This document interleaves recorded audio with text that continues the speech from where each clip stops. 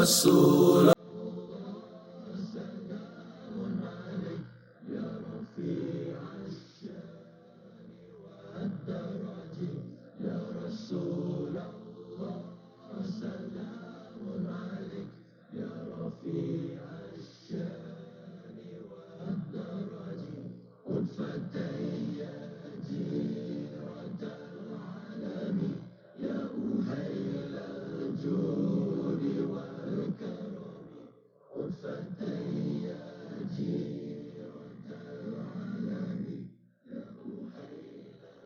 Assalamualaikum warahmatullahi wabarakatuh. Bismillahirrahmanirrahim. Alhamdulillah wassalatu wassalamu ala Rasulillah wa ala alihi wa sahbihi wa man tabi'ahu wa wala amma ba'd. Kita sekarang masih berterusan dalam kegairahan memperingati Maulidur Rasul, hari keputraan Nabi kita Sayyidina Muhammad sallallahu alaihi wasallam. Dalam siri pertama yang lalu kita telah menyingkap sekelumit riwayat baginda bersama-sama bapa saudara baginda ke negeri Syam untuk berniaga dan berjumpa dengan Buhaira, di mana kisah ini kita anggap amat tersendiri dan menarik.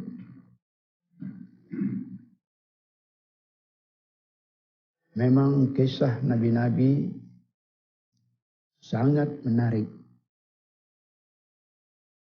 karena ia penuh dengan iktibar, penuh dengan pengajaran, dan sudah tentu ia adalah satu mukjizat. Jadi saya pada pagi ini akan meneruskan lagi dengan mengambil satu contoh lain, keputraan seorang nabi lagi yang sangat mengusik perasaan dan memberi pengajaran kepada kita. Saya kira kita ini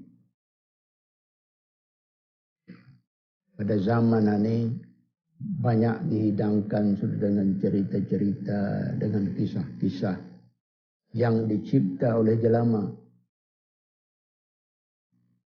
melalui buku-buku, melalui peti-peti televisyen dan seumpamanya. Kisah-kisah yang dicipta oleh jelama, oleh manusia. Dan kisah-kisah itu barangkali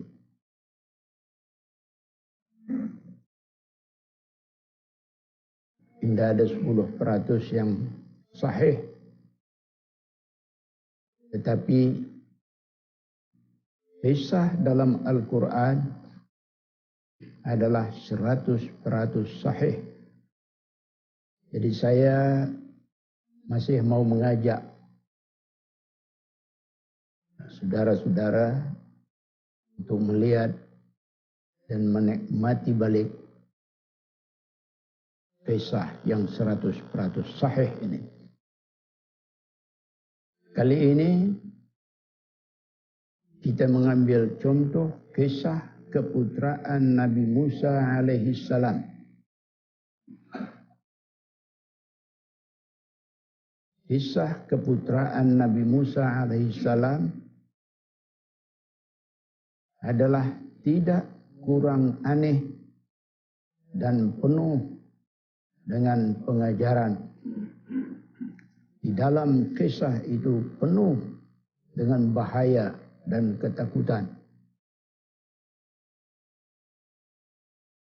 Pada masa baginda itu diputrakan, masa itu dapat dinamakan sebagai masa atau tahun penyembelihan. Kerana Fir'aun telah mengeluarkan arahan atau perintah kepada askar-askarnya, kepada pulis-pulisnya, kepada perisik-perisiknya, supaya sesiapa sahaja dari kalangan Bani Israel yang melahirkan anak laki-laki, maka anak itu hendaklah dibawa kepadanya, kepada Fir'aun. Untuk apa? Untuk diberikan hadiah? Bukan. Tetapi untuk disembelih oleh tangannya sendiri. Pada masa inilah Nabi Musa alaihissalam diputrakan. Mungkin ada orang muskil mau bertanya, bagaimana pula dengan Harun, saudara Nabi Musa sendiri? Bagaimana keadaannya? Mengapa tidak disebut bahwa baginda ini juga lahir seperti Nabi Musa alaihissalam dalam masa penyembelihan? Bagaimana dia boleh terlepas? Bagaimana ia tidak disebut, dikaitkan dengan kisah Fir'aun menyembelih anak laki-laki ini? Kedudukan perkaranya adalah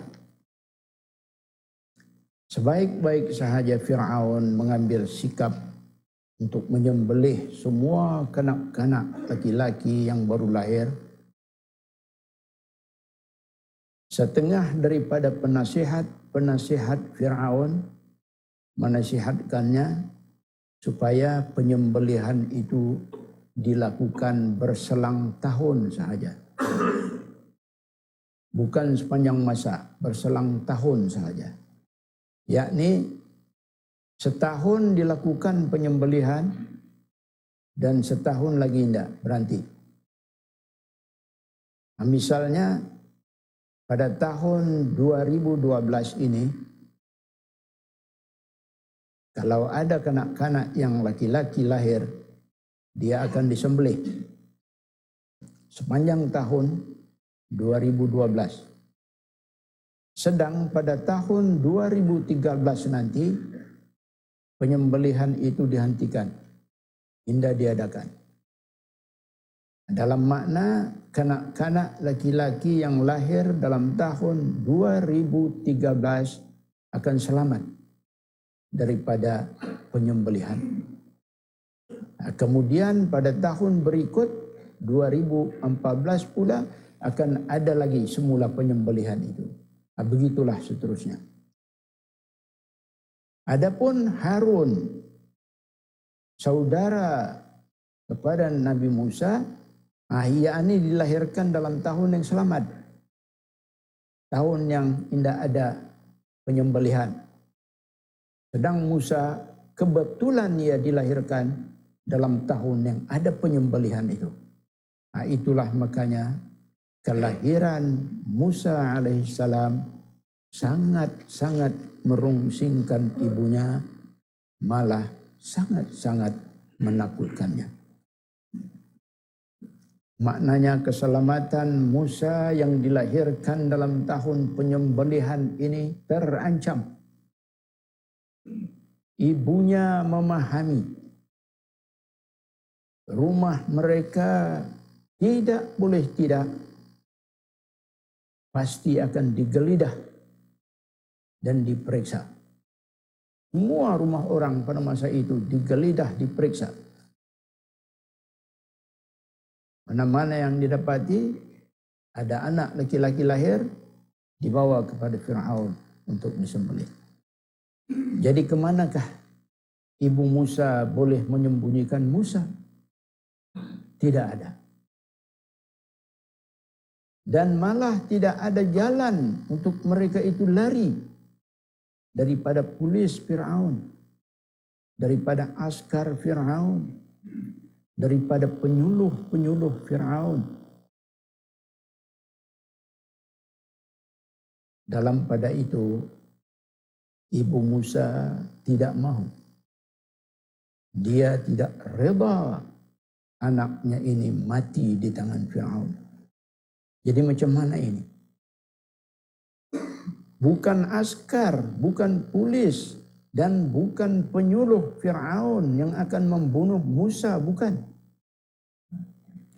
Mereka ini hanya diperintah bertugas untuk mengambil anak kecil itu daripada ibunya untuk dibawa kepada Fir'aun. Dan Fir'aunlah sendiri yang akan menumpahkan darahnya. Inilah yang ibu Musa tidak mahu. Dia lebih reda kalau anaknya itu mati di tangannya sendiri atau di hadapannya.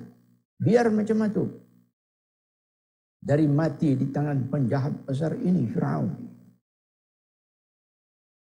Karena itu, dia berpikir dan memutuskan untuk menyembunyikan juga, untuk menapuk juga anaknya ini. Tetapi di mana? Di mana tempat? Mana satu sudut? Mana satu ruang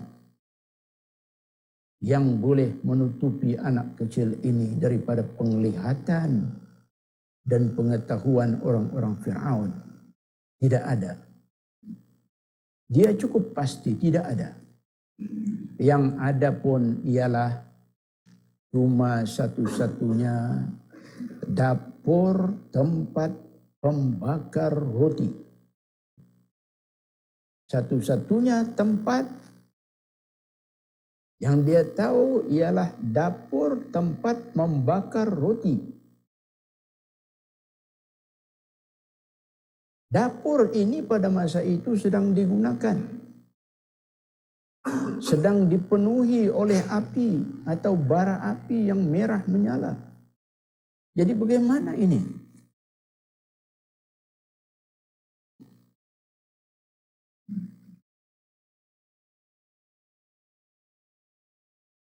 Bisik hatinya, Anda mengapa?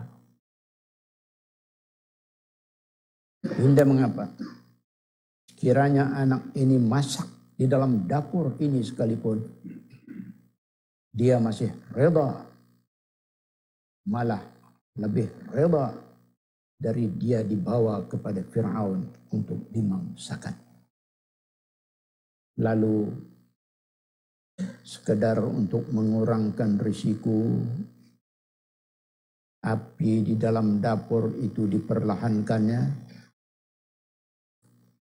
Dan selepas itu anak kecil ini dimasukkannya ke dalam dapur. Sambil berkata, kalau anak ini mati, dia mati di hadapanku. Dan aku sendirilah yang akan mengkebumikannya. Ini adalah lebih ringan bagiku dari dia dirampas oleh serigala-serigala Fir'aun untuk dibunuh oleh Fir'aun. Polis, askar, dan penyuluh-penyuluh Fir'aun pun datang menggeledah rumah ibu Musa. Habis semuanya diselongkar. Tidak ada yang tinggal. Semua diselongkar. Kecuali dapur pembakar roti sahaja yang tidak diusik. Mengapa tidak diusik? Karena mereka tahu ini dapur sedang digunakan. Sedang berasap. Jadi mana mungkin ada orang, ada kanak-kanak ditaruh di sana. Jadi indah tem musik.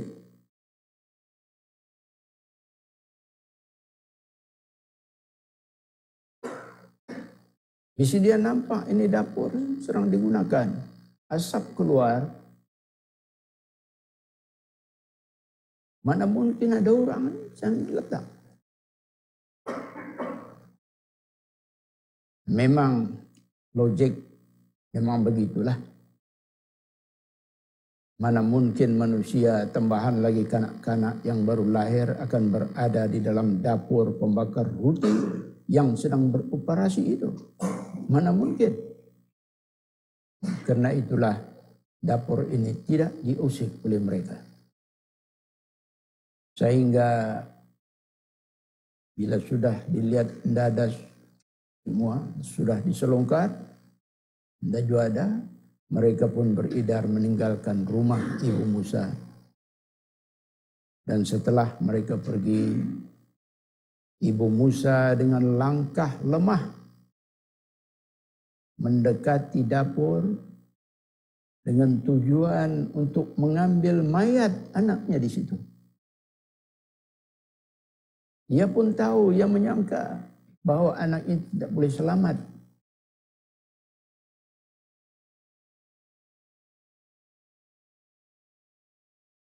Dengan langkah lemah, dia mendekati dapur untuk mengambil mayat anaknya di situ.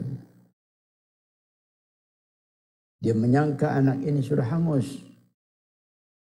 Tetapi dia terkejut apabila dengan tiba-tiba mendengar tangisan kanak-kanak.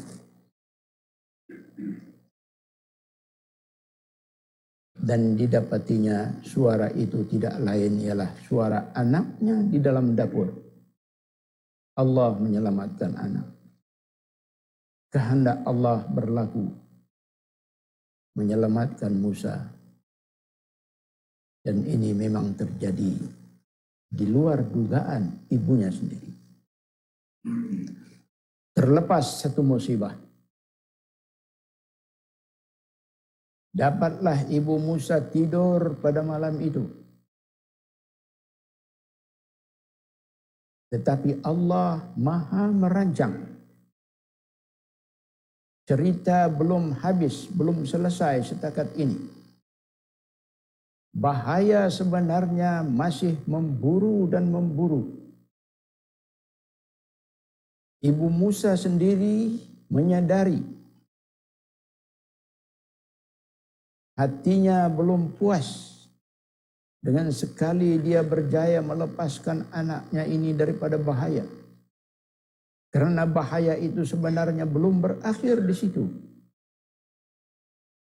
Tetapi ia boleh berulang dan datang pada bila-bila masa lagi.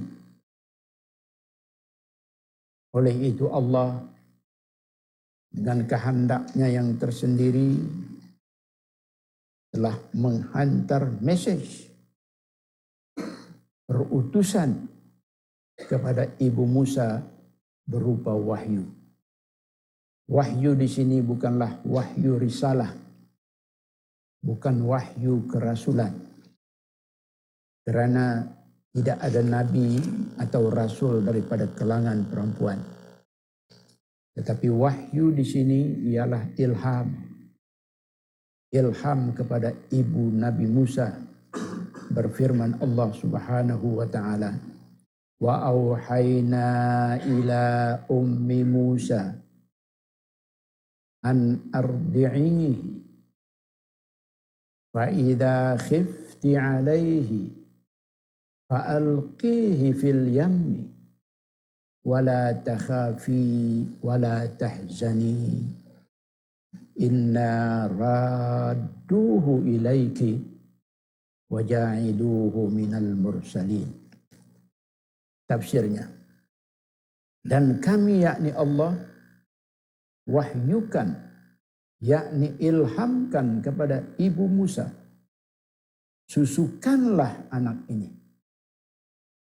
Dalam pada itu, jika engkau takutkan sesuatu akan menimpanya dari angkara Firaun, maka letakkanlah dia ke dalam peti atau bakul dan lepaskan ke laut.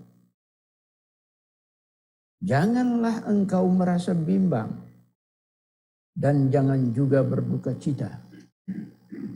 Sesungguhnya kami, yakni Allah, akan mengembalikannya semula kepadamu. Dan kami melantiknya menjadi salah seorang dari rasul-rasul kami. Jelas ilham yang diberikan oleh Allah kepada Ibu Musa.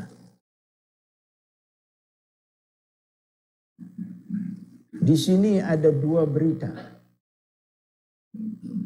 Berita pertama terkandung dalam perkataan auhayna. Artinya kami ilhamkan kepada Ibu Musa. Berita kedua dalam ungkapan faida khifti alaihi. Artinya jika engkau takutkan sesuatu akan menimpa anakmu ini dari angkara Fir'aun. Kemudian diungkap pula dua perintah. Perintah pertama ardi'ihi, artinya susukanlah dia. Dan perintah kedua alqihi fil yammi, artinya letakkanlah dia di dalam peti dan lepaskan ke laut. Kemudian berikutnya diikuti dengan dua tegahan. Tegahan pertama la takhafi, artinya janganlah engkau merasa bimbang. Dan tegahan kedua la tahzani, artinya janganlah engkau berduka cita. Kemudian ditutup dengan dua berita gembira.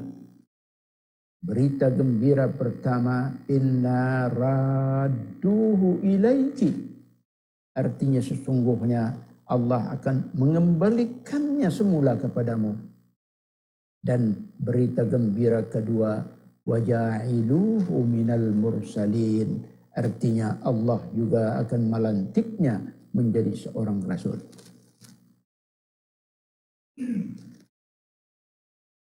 Mari kita melihat apa penerimaan Ibu Musa terhadap wahyu atau ilham ini. Allah berfirman kepadanya, "Fa'idha khifti 'alaihi fa'alqihi fil yammi." Jika engkau merasa takut, maka engkau hanyutkan dia ke dalam laut. Apa ini? Kalau takutkan angkara Fir'aun, hanyutkan sahaja kanak-kanak itu ke laut. La ilaha illallah. Bukankah laut itu tempat bahaya? Laut bukan tempat selamat. Semua orang tahu ini. Laut sifatnya buas. Tempat yang penuh dengan risiko dan bahaya. Tetapi Allah Subhanahu wa ta'ala menyuruh Ibu Musa untuk membuang anaknya itu ke laut. Menghanyutkannya ke laut di dalam peti. Bukankah ini bercanggah dengan logik akal kita? Ya, bercanggah. Bercanggah dengan tanggapan kita manusia, dengan akal kita manusia. Tetapi dalam ilmu Allah,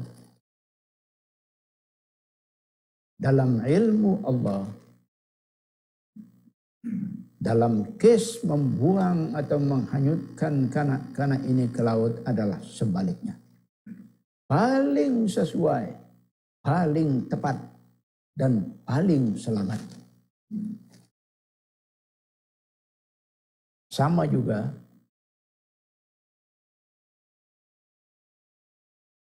kalau otak kita, logik kita, ilmu kita, anggapan kita adalah memadai dan cukup jika Allah berfirman kepada api dalam kisah Nabi Ibrahim alaihissalam. Sama ini. Ya narukuni bardan ala Ibrahim. Kalau Allah berfirman, ya narukuni bardan ala Ibrahim, wahai api, jadilah engkau sejuk atas Ibrahim. Bagi kita itu sudah cukup. Cukuplah. Itu kita ni punya tanggapan. Pemikiran kita. Ya narukuni bardan ala Ibrahim sudah cukup. Tetapi bagi Allah Subhanahu wa taala tidak. Itu tidak cukup. Malah berbahaya.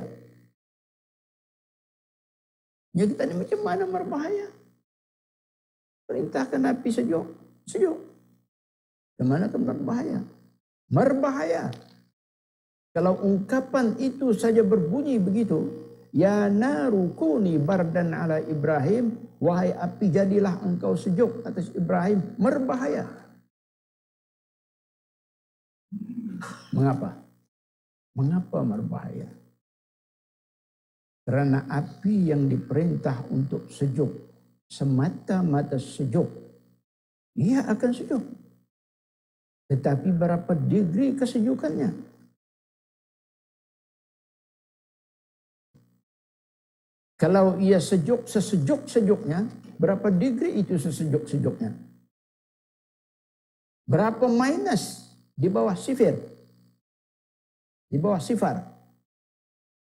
Berapa minus di bawah kosong? Kalau ia sesejuk-sejuknya, kita tidak tahu. Tetapi Allah tahu. Yang kita tahu pun cuma mengagak-ngagak. Kalau kesejukan itu di bawah sifar, di bawah kosong sahaja misalnya, pada agakan kita, ini pun sudah mampu untuk membekukan manusia. Jadi kalau ini situasinya, bermakna Nabi Ibrahim akan beku. Kalau Allah berfirman, ya narukuni bardan ala Ibrahim, niscaya Nabi Ibrahim akan beku. Kalau beku habis. Begitu juga kalau perintah Allah itu kepada api berbunyi, ya narukuni salaman ala Ibrahim. Wahai api, jadilah engkau selamat atas Ibrahim. Betul. Nabi Ibrahim akan selamat. Lebih baik lagi daripada dia beku. Nabi Ibrahim akan selamat. Tetapi masih sahaja berisiko untuk menyakitkan Nabi Ibrahim alaihissalam. Mengapa? Karena perintah Allah kepada api cuma untuk Nabi Ibrahim itu selamat. Betul Nabi Ibrahim akan selamat. Dengan api misalnya akan menjauhkan dirinya daripada Nabi Ibrahim jauh sedikit. Jangan sampai hangus. Tetapi masih sahaja menyakiti. Boleh menyakiti Nabi Ibrahim. Karena jangan lupa sifat api yaitu panas. Masih kekal untuk membakar atau menghanguskan. Bukankah begitu? Jadi, mana yang betul dan mana yang patut mengikut ilmu Allah.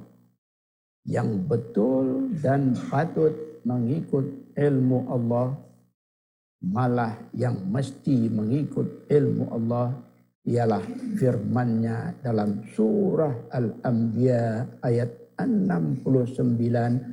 Ya narukuni bardan wa salaman ala Ibrahim. Dua-dua digimbarnya. Bardan wa salaman, sejuk dan selamat. Artinya sejuk itu tidak sampai membekukan. Sebab mesti selamat. Wahai api, Nabi Ibrahim mesti selamat. Bukan kau menyejukkan semata-mata. Jadi api kontrol lah sejuknya. Itu salah. Itu logik kita dengan logik Allah Subhanahu wa taala indah sama. Disuruhnya campak Nabi Musa alaihissalam ke laut. Logik kita ini bahaya. Tapi ilmu Allah Subhanahu wa taala selamat dia. Berbalik kita lagi kepada Ibu Musa alaihissalam. Setelah menerima perintah daripada Allah untuk menaruh anaknya di dalam peti dan kemudian menghanyutkannya ke laut.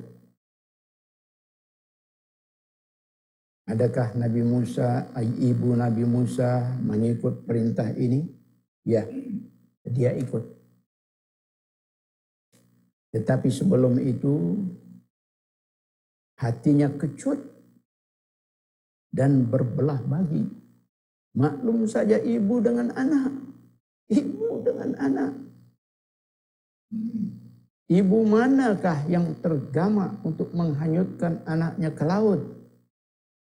Mengapa ke laut? Untuk apa di laut? Bukankah laut itu sepi, gelap, buas? Ya, ini semua cukup menakutkan, cukup membimbangkan Ibu Musa. Karena itulah, lihat, Allah memujuknya dan bahkan memberinya jaminan dengan firman-Nya, wala takhafi wala tahzani inna radduhu ilaiki wa ja'iluhu minal mursalin.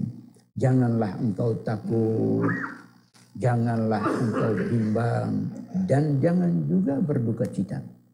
Sesungguhnya kami, yakni Allah, akan mengembalikannya semula kepadamu, dan kami juga akan melantiknya menjadi seorang rasul. Bagaimana cara Allah mengembalikan balik Musa kepada ibunya setelah ia dicampak, dibuang ke laut? Mari kita melihat pelaksanaan Allah ini. Peti yang berisi kanak-kanak itu dihanyutkan. Tidak ada siapa yang mengiringinya atau mendanganinya. Tetapi orang tidak tahu. Al-inayatul ilahiyah. Pemeliharaan ketuhanan. Sudah pun menunggu di situ. Sudah sedia ada bersama-sama dengannya. Sedang menunggu. Pemeliharaan ketuhanan sedang menunggu di istana Fir'aun. Seorang perempuan istri Fir'aun sendiri sedang berdiri di anjung istana sambil memandang ke arah sungai, atau lebih tepat ke arah laut yang luas itu. Tiba-tiba dia ternampak sebuah peti sedang bergerak-gerak di bawah arus. Kemudian peti itu tersekat di celah-celah rumpai yang tumbuh memanjang. Perkara ini segera menarik perhatian Asiah, istri Fir'aun, dan sekaligus menimbulkan rasa ingin tahunya tentang apakah sebenarnya benda ini dan apa isinya. Lalu Asiah, istri Fir'aun, mengarahkan pengawalnya untuk mengambil peti itu.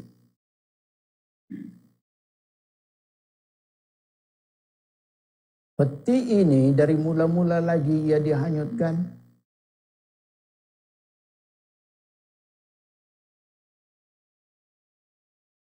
Bukan dihanyutkan cuma itu saja. Tetapi sambil itu ia turut diperhatikan oleh saudara perempuan, yakni kakak Musa, sebagai memenuhi permintaan ibunya sendiri. Ini juga diceritakan oleh Allah dengan firman-Nya, wa qalat li ukhtihi qussihi, dan berkatalah ibu Musa kepada kakak Musa, kau pergi ke sana, pergi engkau mengasan dan mencari berita tentang peti yang dihanyutkan ini. Tentang Musa yang ada di dalam peti ini. Engkau pergi tengok. Engkau pergi ke sana. Perhati betul-betul apa yang berlaku, apa yang terjadi. Fabasurat bihi an junubin. Maka kakak Musa pun pergilah memerhatikan dari jauh. Dari jauh saja. Hampir-hampir tidak berani, tidak boleh. Nanti ada orang syak. Dari jauh dilihat. Sambangi macamnya itu saja. Wahum la yash'urun. Sedang orang ramai tidak menyadari perkara ini. Tidak menyadari.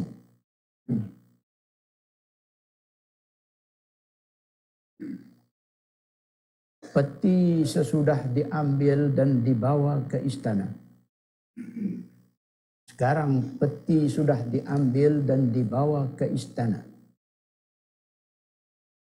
Maka dibukalah peti, dibuka penutupnya, didapati seorang kanak-kanak berkeadaan jarinya sedang masuk ke mulutnya. Mengapa jari itu masuk ke mulut? Karena daripada jari itulah mengalir air susu untuk diminum oleh kanak-kanak tersebut dengan izin Allah. Allahu Akbar.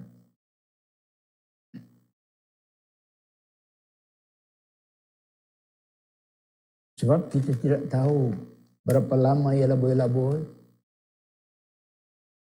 Quran dan beritahu berapa lama ia laboi-laboi. Jadi kanak-kanak perlu minum, perlu menyusu. Allah hantar jari Musa sendiri ke dalam mulutnya. Dan daripada jari itulah keluar air susu untuk diminum oleh Musa. Ini mukjizat. Jangan heran. Mukjizat kepada nabi-nabi begini. Allah beri khas. Asyah istri Fir'aun memandang ke wajah kanak-kanak ini dengan Allah Subhanahu wa taala pula tanpa bertangguh telah mencampakkan ke dalam hati Asyah istri Fir'aun rasa kasih mahabbah yang berkobar-kobar terhadap kanak-kanak ini. Sehingga mendorongnya berkata, firman Allah Subhanahu wa taala menceritakan, wa qalat imra'atu fir'aun qurratu 'ainin li wa lak la taqtuluhu asa an yanfa'ana aw nattakhidahu walada. Tafsirnya. Dan setelah melihat kanak-kanak itu, berkatalah istri Fir'aun, semoga dia menjadi cahaya mata bagiku dan bagimu juga, wahai Fir'aun. Janganlah kamu bunuh dia. Mudah-mudahan dia berguna kepada kita atau kita akan jadikan dia anak. Apa respon Fir'aun? Respon Fir'aun menyambut kata-kata istrinya ini ialah bal qurrata ainin laki anti. Tidak, Fir'aun. Bahkan dia hanyalah cahaya matamu saja. Aku jangan dilibat. Aku indah sudi untuk menjadikan dia cahaya mata. Kau sajalah, Fir'aun.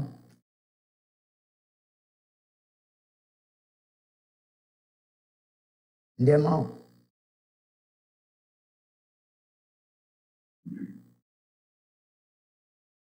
Kalau Asiyah mau menganggapnya sebagai cahaya mata, Asiyah sajalah, kau sajalah. Aku tak payah libat, kata Fir'aun. Bagaimanapun,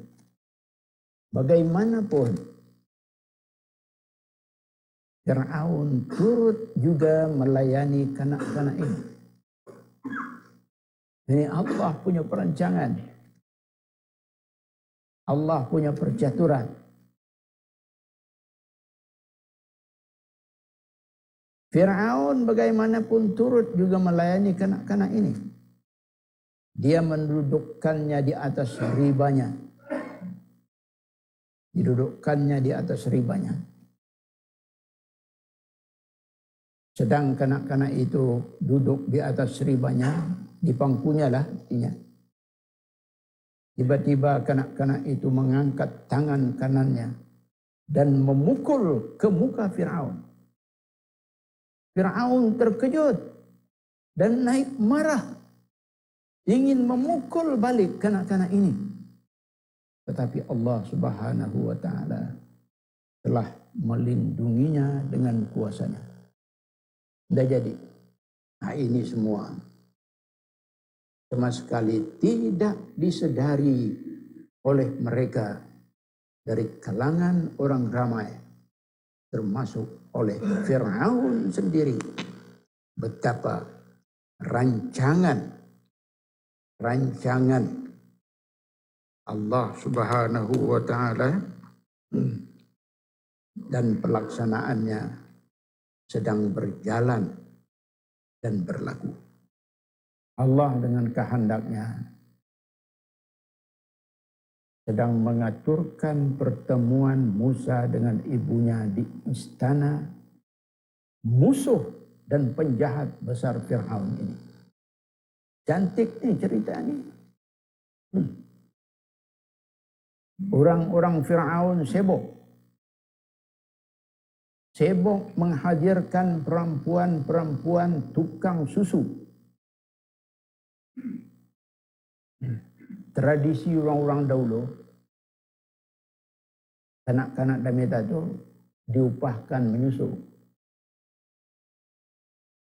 Hatta Nabi kita Sayyidina Muhammad sallallahu alaihi wasallam dicarikan tukang susu, diupah untuk menyusukan. Itu orang dulu-dulu, tradisi orang dulu-dulu. Dalam zaman Fir'aun pun berlaku itu. Siapa yang menyusukan Musa? Dicari orang. Dengan kehendak Fir'aun dan Asia, hadirkan perempuan-perempuan tukang susu untuk menyusukan kanak-kanak Damit ini.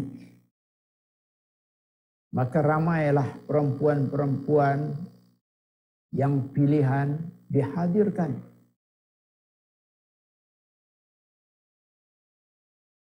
Namun seorang pun dari yang ramai ini Musa tidak mau menyusu. Seorang pun Musa tidak mau menyusu. Semua tolak. Ini dirakam oleh Allah Subhanahu wa taala dalam Al-Qur'an, firman-Nya, "Wa harramna 'alaihil maradi'a min qabl." Tafsirnya, dan kami yakni Allah jadikan dia yakni Musa dari mulanya lagi enggan menyusu kepada perempuan-perempuan tukang susu yang hendak menyusukannya, yang disediakan oleh Firaun.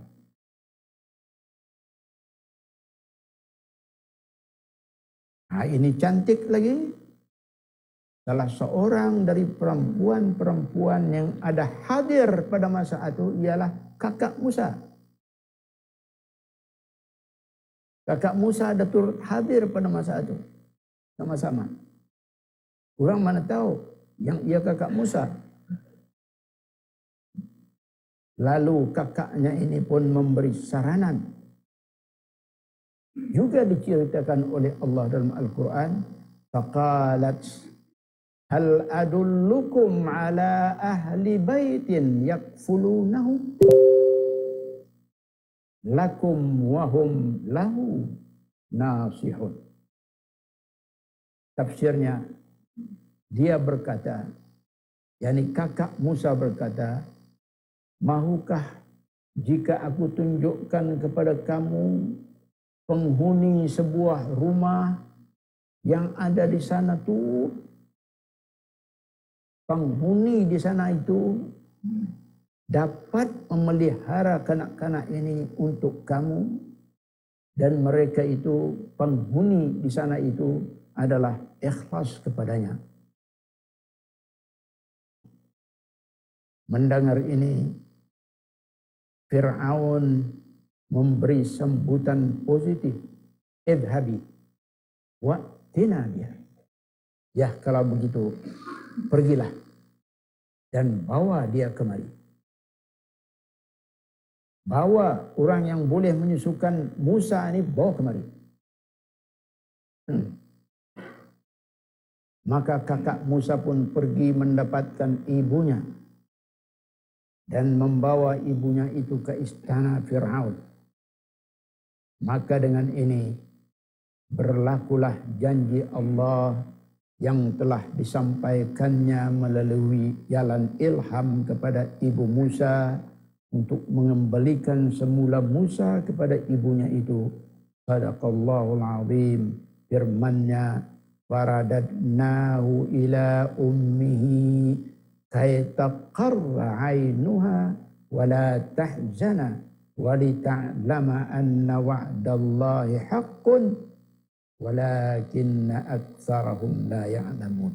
Tafsirnya, maka dengan jalan itu kami yakni Allah telah kembalikan dia Musa semula kepada ibunya, supaya tenanglah hati ibunya dan tidak lagi berduka cita, dan juga supaya dia yakni ibunya ini mengetahui bahwa janji Allah itu adalah benar belaka.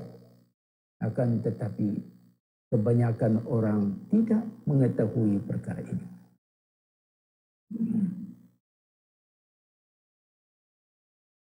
Ya, janji Allah adalah benar. Bertemu balik anak dengan ibu dengan rancangan Allah yang tersendiri ini. Cantik kisah ini. Kita boleh ambil pengajaran daripada sini. Janji Allah betul-betul berlaku. Ingati ini baik-baik. Bahwa janji Allah itu adalah semata-mata benar. Tidak pernah bohong. Tidak pernah yang tidak benar. Melainkan semuanya adalah benar belaka. Benar dan benar. Karena itu kita umat Islam camkan baik-baik perkara ini. Jangan kita cuai. Jangan kita ambil ringan janji Allah Subhanahu wa ta'ala. Janji Allah pasti berlaku. Kalau belum berlaku hari ini, esok.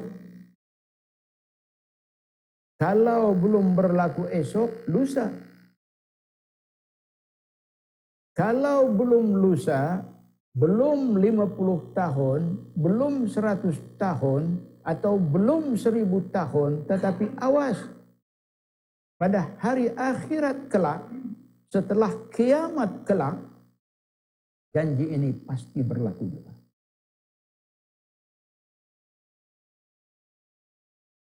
Untuk dia tidak berlaku, untuk Allah lupa kepada janjinya, tidak mungkin sama sekali.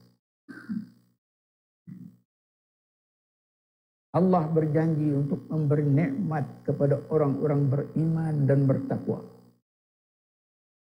Janji ini pasti berlaku. Tidak boleh tidak. Kalau bukan hari ini ia berlaku, bukan esok ia berlaku, bukan lusa ia berlaku, bukan 50 tahun akan datang ia berlaku, atau bukan sehingga mati ia belum berlaku, tetapi di dalam kubur atau di akhirat kelak janji itu pasti berlaku juga, tidak boleh tidak.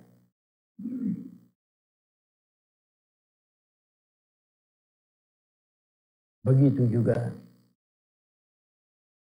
Allah berjanji untuk mengadab, untuk menyiksa hamba-hamba yang durhaka. Ini pun pasti berlaku. Allah sama sekali tidak melupakan janjinya. Innallaha la yukhliful mi'ad. Bahwa Allah itu tidak memungkiri janji. Maka mengingat ini, saudara-saudara semua, mengingat ini, semua kita perlulah berhati-hati dan perlulah mengambil berat benar-benar semua janji-janji Allah itu. Kita dengar dan kita yakini dan kita buat. Jangan dicuai-cuai, jangan direngan-rengan, karena ia pasti berlaku. Pasti berlaku. Janji Allah kepada orang taat ialah dengan surga, dan janji Allah kepada orang derhaka ialah dengan neraka. Ini pasti berlaku, akan berlaku. Oleh itu, ubaya-ubayalah, jangan dilupakan. Sekian saja. Billahi taufiq wal hidayah. Assalamualaikum warahmatullahi wabarakatuh.